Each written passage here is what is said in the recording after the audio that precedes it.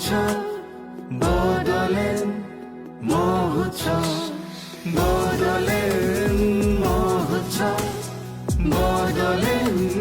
মহোৎসব दिल्ली फैगौ 15 आरो 16 नभेम्बराव जि दिल्लीयाव बड'लेण्ड महोत्सव जानो गोनां जि हाबाफारि बेयाव जोंहा गंनै स्पेसियेल ट्रेनजों होनाय जादों गंसे राङापारानिफ्राय ट्रेन आरो गंसे कामाख्या स्टेशननिफ्राय आरो कामाख्या स्टेशननि ट्रेना दिनै फैनानै नैबे क'क्राझाराव सफैबाय दा बे ट्रेनाव फ्राय माने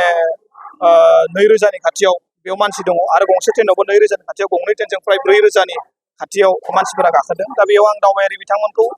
बाहागो लागिरि बिथांमोनखौ खावलायगोन आरो बिथांमोनखौ आङो मैयाबो बुंदों दि जोंहा बेयाव नांगौ रोखोमै जोङो रेल दाबाखौ जों मोननाय जायाखिसै जों एसे खम मोनदों बेखायनो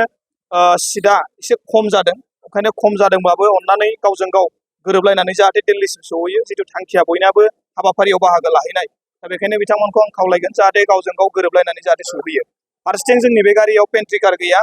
अब्लाबो जों पेन्ट्रि कार गैयाब्लाबो इ केटारिंनि गेजेरजों जानायनि आदारखौ जों होनो नागिरदों दा दिनै एनजिपिआव हयथ' बिसोरनि मोनानि जानायखौ होगोन गाबोन सानावबो होगोन आरो मोनायावबो होगोन अब्लाबो बिथांमोनखौ माखासे जाग्रा मुवाखौ लाखानो थाखाय जों खावलायदों आरो